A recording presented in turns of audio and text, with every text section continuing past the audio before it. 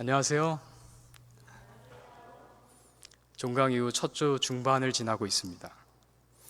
교수님들께나 학생들에게나 방학이 참 소중하죠. 자율적으로 운영해보는 또 다른 학기라고도 할 수 있겠습니다. 특히 저희 학생들이 마음먹은 것들을 착실하게 이뤄갈 수 있도록 기도해 주시기 바랍니다.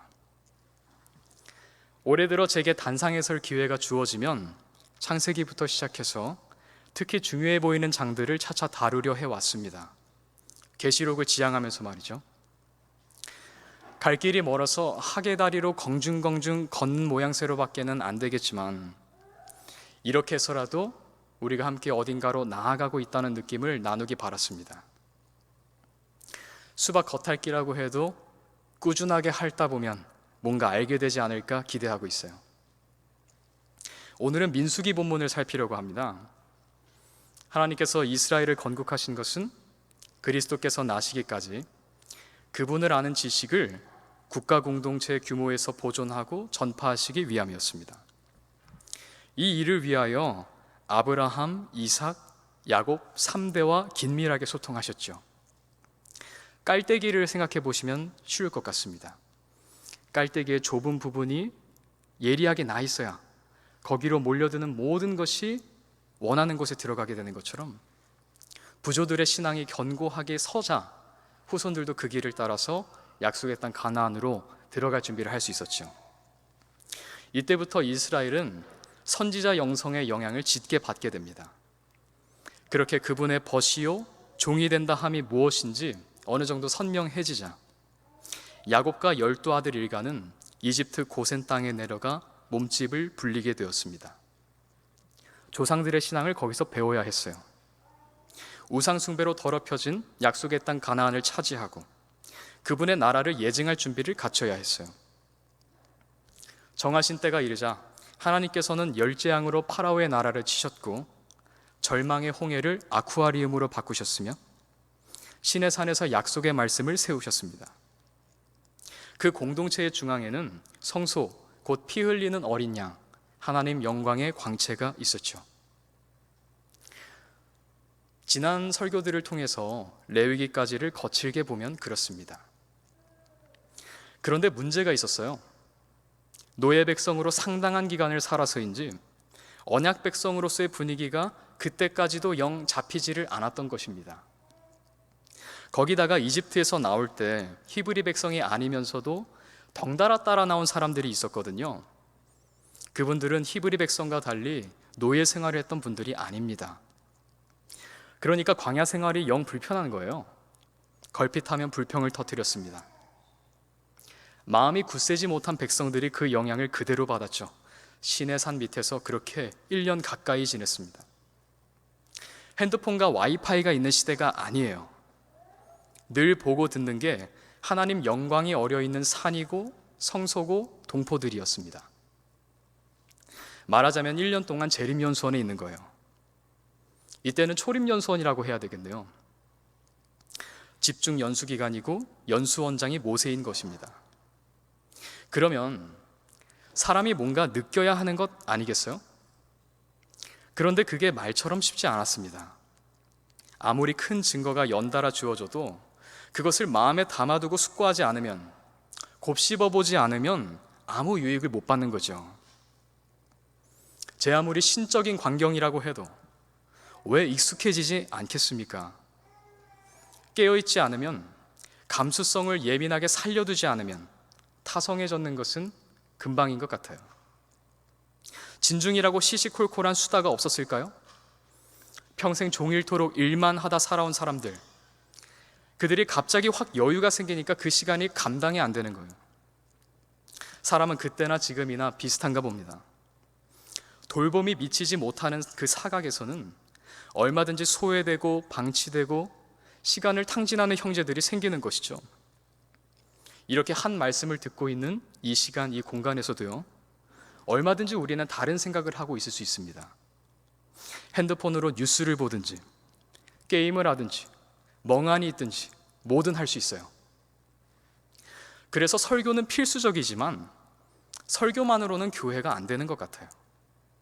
서로가 서로를 챙기고 서로의 이야기를 터놓을 수 있도록 교회의 시간 활용은 더욱 친밀하고 촘촘해져야 합니다. 저는 대학교에서 신앙생활하면서 가장 아쉬운 부분이 화요기도회예요. 이름은 기도회인데 기도는 잠깐이에요. 기도회도 아니고 잠깐 개인 기도하고 가죠? 어떻게 지내시는지, 무슨 기도 제목 갖고 계신지 몇 말씀이라도 이야기 나눠본 분들이 얼마 안 돼요. 제가 방송실에서 나오면 이미 다 귀가하셨어요. 어른들의 경험과 지혜를 매주 스쳐 지나기만 하는 것이죠. 따로 시간 낼 것 없이 우리에게 주어진 이 시간만 활용해도 그것이 매주 쌓이면 정말 유익할 텐데 하고 참 아쉽습니다.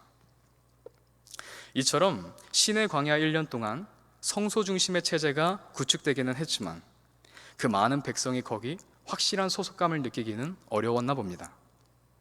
그 결과는 민수기에 고스란히 드러나 있어요. 백성들의 언행을 보면 말이죠, 언약의 당사자라기보다는 구경꾼들 같아요. 여기 왜 이렇게 볼 게 없을까? 왜 이렇게 불편할까? 이런 식으로 말이죠. 민수기는 백성들의 수를 세는 책입니다. 정확히 말하면 정복전쟁을 치를 전사들 수를 세는 책이죠. 그 말은 곧 무슨 말입니까? 이제 곧 전쟁 치른다는 소리예요. 체력들이야 다들 특급이었겠죠? 인력으로 이집트 국고성을 건축하던 분들이었으니까요. 그 근육들이 얼마나 질기고 단단했겠습니까? 거기다 완전 식품인 만나를 매일 섭취하고 있었잖아요. 그런데 전쟁은 체력만으로 하는 게 아니지 않습니까? 뛰어다니는 사람 위에 날아다니는 사람 있기 마련이에요. 전투라면 몰라도 전쟁에서 이기려면 모두가 한 몸처럼 움직일 수 있어야 해요. 목적과 지위에 대한 신뢰가 없으면 오합지졸 되는 거죠. 마침내 정복전쟁의 전진기지인 가데스 바네아로의 행군이 시작되었어요. 직진하면 열하루길밖에 되지 않습니다. 그런데 그 사이에도, 그 며칠 사이에도 백성의 음식 투정이 있었고 아론과 미리암이 모세에 대해 주도권 투쟁을 벌였어요. 오합지졸 냄새가 불길하게도 계속 나는 거죠. 이런 상황에 차라리 정탐이라도 보낸 게 다행인 것 같아요. 한마음 한뜻으로 연합되어 있지도 않은 채로 어떻게든 눈 질끈 감고 바로 올라갔다면 어떤 사태가 났을지 누가 알겠습니까? 정탐들이 다녀오는 동안 진짜 마지막으로 정신무장할 말미를 얻게 된 거예요. 40일 걸렸습니다. 진짜 마지막입니다. 열재앙을 목격하면서도 굳히지 못한 신앙, 홍해를 횡단하고 신의 산에서 하나님 영광을 보고 지내면서도 다잡지 못한 마음을 그때는 정말로 온전하게 해야 했어요. 그러나 이스라엘은 그 마지막 기회까지도 놓치고 말았습니다. 왜 이스라엘은 하나님의 약속을 신뢰하는데 그렇게도 어려움을 겪었을까요? 사탄이 집중적으로 회방을 놓았기 때문일까요? 그렇다고 하기에는 성령께서 늘 신실하게 진중을 돌봐 주시고 계시잖아요. 어쩌면 이것은 이스라엘의 문제라기보다 인간의 문제로 보는 게 옳을지 몰라요. 어떤 민족이든지 그 자리에 있게 되면 그렇게 하는 것이죠. 믿기만 하라고 하시는데도 그 한 가지조차 어려워합니다. 지금 우리만 봐도 그래요. 너무 많은 주변적인 일들로 신경이 분산되어 있지 않습니까? 정말 중요한 게 뭐고 아무렴 어떤 게 뭔지 분간이 안 돼요. 그러니까 체력은 늘 방전되어 있죠. 아무것도 안 하고 있는데도 머리가 복잡하니까 축 처지는 거예요. 현대에 접어들어 더합니다. 하나님 약속을 신뢰하기는커녕 그 약속의 내용이 뭔지 이해해야 할 집중력조차 바닥나 있어요. 그래도 하나님께서 우리에게 그분의 계명을 여전히 남겨두셨군요. 마치 우리 편에 맡겨두신 힘이 파묻혀 있기라도 한 것처럼요. 만일 우리가 우리의 진정한 필요를 깨닫고 그분의 뜻에 응하기만 한다면 주님께서 우리에게 기대하시는 것들은 다 이루어질 것들이에요. 구원과 약속의 성취를 경험하는 것은 일방적인 신비 체험이 아닙니다. 그것은 의존적이면서도 능동적인 과정이에요.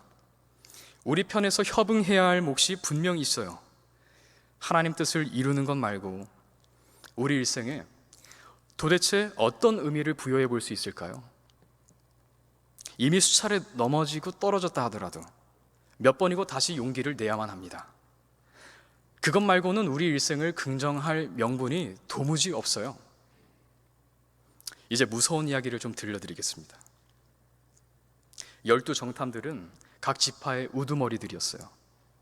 그들은 용감한 사람들이었고 맡겨진 임무를 충성스럽게 해냈습니다.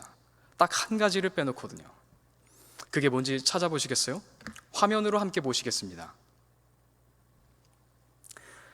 너희가 이 남쪽 길로 올라가다가 산으로 올라가서 그 땅이 어떠한지를 보고 또 그 땅에 거하는 백성이 강한지 약한지 적은지 많은지와 그들이 사는 땅이 어떠한지 즉 좋은지 나쁜지와 그들이 사는 성읍들이 장막집인지 또는 요새인지와 그 땅이 어떠한지 즉 비옥한지 메마른지 나무가 있는지 없는지를 살피라. 너희는 담대하라. 그리고 그 땅의 열매를 가져오라. 모세의 명령이었고요. 40일 뒤 정탐꾼들의 보고를 비교하면서 읽어보겠습니다. 당신이 우리를 보냈던 그 땅에 우리가 갔더니 과연 젖과 꿀이 흐르며 이것은 그 땅의 열매니이다. 그러나 그 땅에 사는 백성은 튼튼하고 성읍들은 성벽으로 둘러있고 매우 컸으며 뿐만 아니라 우리가 거기에서 아낙 자손을 보았나이다. 아말렉인들이 남쪽 땅에 살고 히든들과 여부스인들과 아모리인들은 산지에 살며 가나안인들은 해변과 요단 강변에 살더이다. 어때요? 충실한 보고를 가져오지 않았습니까? 토질과 백성과 성읍에 대한 내용이 모두 포함되어 있어요. 가나안 족속이 각기 어디 자리 잡고 있는지도 파악해 왔습니다. 그러나 딱 하나 빠뜨린 명령이 무엇입니까? 그것은 보고되어야 할 내용이라기보다 모든 보고를 아우르는 정신이 되었어야 할 명령이었죠. 담대하라는 것이었습니다. 그러나라는 말은 담대한 정탐보고였다면 맨 마지막에 왔어야죠. 그 땅은 좋고 그 백성도 강합니다. 그러나 그들의 보호자는 그들에게서 떠났고 여호와께서는 우리와 함께 하시니 우리가 당장 올라가서 그 땅을 차지하겠나이다. 이렇게 마무리되었어야 온전한 보고였죠. 이 그러나를 너무 일찍 뺀 겁니다. 상황을 해석하고 판단하는 관점, 그것이 단 한 요소에 불과하다고 할지라도 보고의 성격을 완전히 뒤바꾸어 놓을 수 있었습니다. 여기서부터 분위기가 희한하게 꼬이기 시작합니다. 정탐들이 백성에게 미친 영향, 그리고 열 정탐과 갈렙 사이의 묘한 긴장을 유심히 살펴보겠습니까? 이 보고가 묘해요.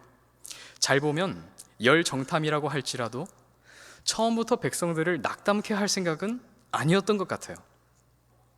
만약 그랬다면 여호수아와 갈렙이 선수치고 나서서 발언했겠죠. 불평의 말이 나오기도 전에. 거기다가 큼직막한 포도송이를 함께 메고 오지 않았습니까? 좋은 소식을 전해올 수 있어서 다들 뿌듯했을 거예요. 동료들이 그런 뉘앙스로 보고할 것이라고는 생각도 못했을 것입니다. 그런데 이 그러나 하나 때문에 분위기가 순식간에 기묘해졌어요. 말이 왜 그런 식으로 풀리지? 얼마나 당황스러웠으면 당시 40살로 젊은 축에 속했던 갈렙이 뒷전에 빠져있다가 부득이하게 나서게 됐어요. 갈렙이 모세 앞에서 백성을 안정시키며 말하기를 우리가 당장 올라가서 그것을 차지하자. 이는 우리가 능히 이길 수 있음이라 하더라. 짧은 말로나마 원래 이루어졌어야 할 뉘앙스대로 보고를 바로잡아 보려고 한 것이죠. 형님들, 삼촌들, 우리 잘 살펴 돌아오고서 왜들 그러시냐고 말이죠. 이 10분들도 대단한 분들이에요. 안 그래도 소식 듣고 긴장하고 있는 가나안 족속의 땅을 적발당하지도 않고 민첩하게 정탐하고 온다는 게 보통 실력과 기백으로 될 일이 아니잖아요. 이분들의 가족들은 또 얼마나 기다렸을까요? 남편과 아버지가 영웅적인 모험에 나섰다가 돌아온 거예요. 손에 땀을 쥐며 들었겠죠. 그런데 분위기가 이렇게 꼬이다니. 그들이 탐지했던 땅에 대하여 이스라엘 자손에게 나쁜 소식을 가져와 말하기를 우리가 탐지하러 갔던 그 땅은 그 거민들을 삼키는 땅이에요. 거기에서 우리가 보았던 백성은 키가 큰 사람들이었으며, 또 우리가 거기서 거인들을 보았는데 거인들에게서 태어난 안악 자손들이라 우리들의 눈에도 우리가 메뚜기들 같았으며 그들의 눈에도 우리가 그와 같았을 것이라 하더라. 일단 그러나 하고 마음 문을 두려움에 열어버리니까 공포로 질려버린 것입니다. 젖과 꿀이 흐르는 땅이라고 말한 직후에 겁 집어먹고 상황 판단이 안 되는 사람들처럼 되는 대로 말하고 있는 것입니다. 이건 제대로 된 보고라고 할 수 없어요. 일단 과장이 허황돼요. 젖과 꿀이 흐른다고 말한 직후에 거민들을 삼키는 땅이라고 말하고 있지 않습니까? 그리고 주관이 너무 짙게 섞여 있어요. 우리가 메뚜기들 같고 그들 눈에도 우리가 그렇게 보였을 것입니다. 주관이 너무 많이 섞여 있어요. 이상하죠? 기묘하지 않습니까? 순식간에 이렇게 된다는 게 뭔가에 압도된 거예요. 개인적으로 잠재우려고 애써왔던 불안과 공포가 있었을지 몰라요. 그러나 그것이 하필 그 대목에서 증폭된 것입니다. 이게 과연 우연일까요? 참 엄숙하고 두려운 이야기지만 온전하지 못한 것들은 끝내 이렇게 되고 말 거예요. 순탄할 때는 자기가 어떤 처지에 있는지 몰라요. 알 수가 없죠. 베드로도 자기가 주님을 죽기까지 따를 것이라고 생각했죠. 위기와 시험이 닥치기 전까지는 그랬습니다. 이 정탐들을 보십시오. 백성의 우두머리가 그런 불안과 공포를 품고 있었을 줄 누가 알았겠습니까? 40일을 동고동락한 여호수아와 갈렙도 몰랐죠. 파송한 모세도 몰랐죠. 아마 본인들도 몰랐을 것입니다. 가나안을 상속받으러 들어갈락 말락한 결정적인 때까지 마귀는 우리의 약점을 굳이 드러내지 않는 거예요. 왜죠? 결정적일 때 써먹으려고 그러죠. 살짝 건드리면 넘어질 사람들을 잔뜩 모아놓는 거예요. 중요한 대목에서 도미노 놀이 하려고. 민수기 13, 14장에 이런 제목을 붙여봐도 좋겠습니다. 사탄의 도미노 놀이. 백성들도 다 딸려갔어요. 모든 회중이 목소리를 높여 부르짖었으며 백성이 그 밤에 울더라. 모든 이스라엘 자손이 모세와 아론에 대하여 불평하고 또 온 회중이 그들에게 말하기를 차라리 우리가 이집트 땅에서 죽었더라면 아니면 우리가 광야에서 죽었더라면 어찌하여 여호와께서 우리를 이 땅으로 데려다가 칼에 쓰러지게 하시며 우리의 아내들과 우리의 자식들이 먹이가 되게 하시는가? 우리가 이집트로 돌아가는 것이 더 낫지 아니하냐 하고 그들이 서로 말하기를 우리가 한 대장을 세워서 이집트로 돌아가자 하더라. 사탄판 예언의 영이 임해버렸습니다. 하나님께서는 생각도 않고 계신 일들을 마치 일어난 일들처럼 확신하고 혼돈에 빠졌어요. 결정적인 때에 우두머리들을 패닉에 빠뜨리니까 백성들도 이성을 잃었습니다. 사태를 수습하려 나선 여호수아와 갈렙까지 돌로 치려들었습니다. 광기에는 사리분별이 없어요. 그들을 자극하는 것이면 무엇이든 삼키려 듭니다. 여호와께서 개입하지 않으셨다면 그날로 이스라엘은 하나님께서 세우신 자기들의 지도자들을 살해했을 거예요. 그때는 중요한 문턱을 넘으려는 즈음이었습니다. 후손들도 천사들도 거듭해서 주목하여 살필 역사의 대목이었어요. 그러나 여호와께서 경륜을 베푸셔도 말이죠, 약속의 땅 코앞까지 인도해 주셨어도 내가 그분의 백성이 아니면 나는 거기서 받을 분깃이 없는 거예요. 나와는 상관없는 일이 되고요, 오히려 원수의 도구로 사용될지 몰라요. 사탄은 모든 일이 그럴듯하게 이루어지는 듯 두다가 결정적인 순간을 노립니다. 만일 이스라엘이 열장에 일던 이집트에서, 갈라지던 홍해에서, 모세가 여호와와 대면하여 소통하던 시내산에서 저들의 마음을 살피고 스스로 성결케 했더라면 여호와께서는 필요한 지도를 아끼지 않으셨을 것입니다. 그래서 우리에게 주어진 이 방학도 평온한 날들도 쉽게 만족하고 말 게 아닌 것 같아요. 모든 일에 감사하면서도 도모해야 할 더 큰 일이 있죠. 진정으로 그분의 사람이 되어야 해요. 하나님의 사람이 되는 것은 자격증 발급받는 것처럼 유효기간이 보장되는 게 아니잖아요. 매일 시시각각 그분께 밀착해 있어야 해요. 그래서 저희도 매주 모이잖아요. 어제의 동행이 오늘을 보장해 주지 못합니다. 어떻게 이렇게 순식간에 하나님을 등지고 어떤 선택들을 할 수 있는지 저 스스로도 깜짝깜짝 놀라요. 이 평온한 날들에 저의 미숙함을 미리미리 드러내 주시는 것이겠죠. 한편 이스라엘이 사탄의 도미노 놀이에 쓸려가던 그때에 두드러지게 굳게 섰던 인물이 있었습니다. 언제라도 그런 인물이 없는 게 아닌가 봐요. 내가 그런 인물에 포함되냐 마느냐가 문제죠. 이집트에서와 광야에서 내가 행했던 나의 영광과 기적들을 보았던 그 모든 사람들이 지금까지 이처럼 10번이나 나를 시험하였으며 내 음성에 청종하지 않았으므로 그들은 내가 그들의 조상들에게 맹세했던 그 땅을 결코 보지 못할 것이며 또 나를 진노케 했던 그들 중에 누구도 그 땅을 보지 못하리라. 그러나 내 종 갈렙은 그에게 다른 영이 있어서 나를 온전히 따랐으니 그가 갔던 그 땅으로 내가 그를 데려가서 그의 자손이 그 땅을 소유하게 하리라. 내 종 갈렙은 다른 영이 있어 나를 온전히 따랐다. 온 백성이 바람에 나부끼는 겨처럼 딸려가는데 갈렙만은 우뚝 섰다는 것이죠. 모세와 더불어 여호수아 언급은 하지 않으신 것 보니 여호수아에게는 그것이 모세의 수종자로서 당연히 요구되는 수준이었던 것 같아요. 그런데 갈렙은 그의 이름이 언급되는 것도 민수기 13, 14장이 처음이에요. 정탐으로 발탁되기까지 백성 가운데 조용히 여호와 신앙에 뿌리 내리고 있었던 것입니다. 조용히, 튀지도 않게 그 젊은 사람이 자기 자리를 묵묵히 지켰어요. 멋있죠? 어떻게 그럴 수 있었을까요? 그에 대한 여호와의 평가는 간단해요. 그에게는 다른 영이 있었다는 거죠. 이 세상의 영과 질적으로 다른 영은 성령뿐이십니다. 성령의 사람이 되어 그리스도의 마음을 나누어 받는 길만이 하나님의 종으로 기록되는 유일한 길이에요. 그런 사람만 그분의 길을 온전히 따를 수 있어요. 갈렙은 그 단일하고 완전한 선물을 받는데 등한히하지 않았다는 거겠죠. 마음이 하나님께로 오롯이 모아져 있었다는 거겠죠. 여호와의 약속이 이미 주어졌다는 사실이 중요하며 그 땅에서 보고 돌아온 가나안 족속의 강성함은 주변적인 정보에 지나지 않는다는 것을 그는 이해하고 있었습니다. 그는 대세를 알고 있었어요.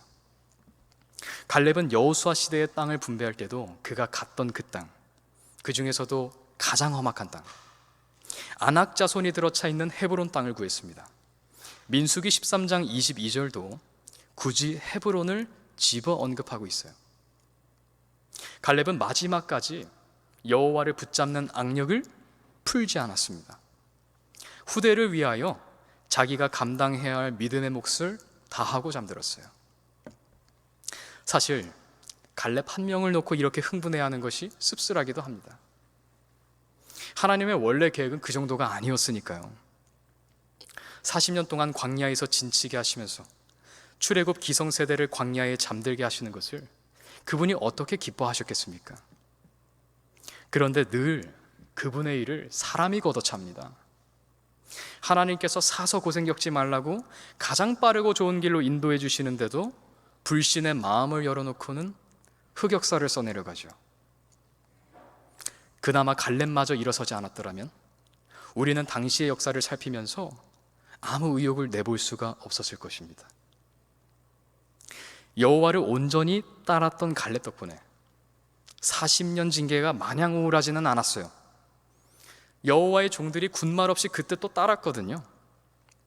가나안에 들어가냐 마냐 그것이 중요한 게 아니었어요. 오늘 우리가 여호와의 뜻에 머물러 있냐 그것이 중요했죠.